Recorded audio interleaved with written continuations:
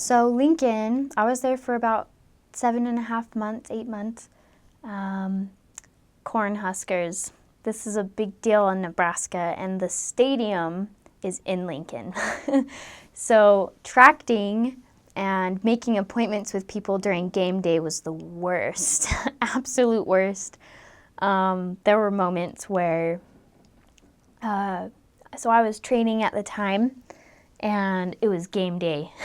And for some reason, we forgot it was game day, and we usually try and plan around it. Like we'll do weekly planning, because it takes about 3 hours to do weekly planning anyways.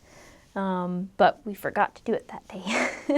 So we went tracting instead, and there was someone watching the game, and I was like, why is nobody answering? Nobody is like, oh, it's game day. I just realized it, like after an hour of tracting or 30 minutes. And this guy answers the door, and he has a bat in his hand. And I'm like, oh my gosh, we're gonna die. And my trainee was like, hi. She's so innocent and cute. She's like, we're missionaries, doing the whole, introduction. And he's like, I'm super not interested because I'm watching the game right now. I'm busy. And I was like, no worries. We'll come back another day. Like, because he looked threatening and he's big. And but she just kept talking to him and trying to do the rebuttals and like, no, we're trying to share a message about Christ and how to improve your life. And he just puts his bat down and he's like, ladies, listen. I don't know if you know, but football's pretty important. And so he was trying to tell us how important football was, and I was like, all right, we're done. And we were there for about 15 minutes, him talking to us about how important the game is. And anyway, so we never had a threatening moment or an encounter with football during that time, but I was really scared. And my trainee was just like, this is the greatest. So yes, don't share the gospel during those couple hours of football.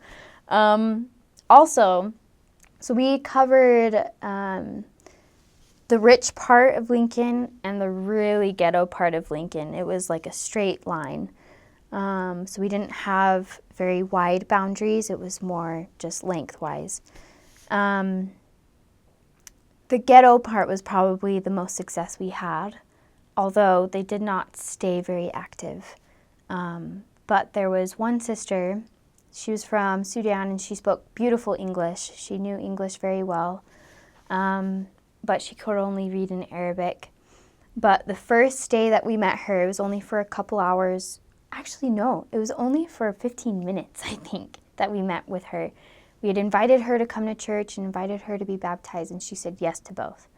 And we left, and we're like, she's probably not going to come. Like, let's be real here. Like, she doesn't really have a car, but we'll get someone to come get her. And anyways, because we had a lot of moments like that where it was like, that person's not going to come because they haven't shown up for the past couple months.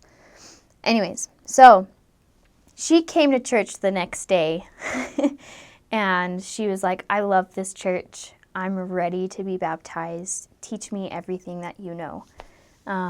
She stayed a faithful member for quite a while, but she enjoyed like her Muslim culture, and she missed it.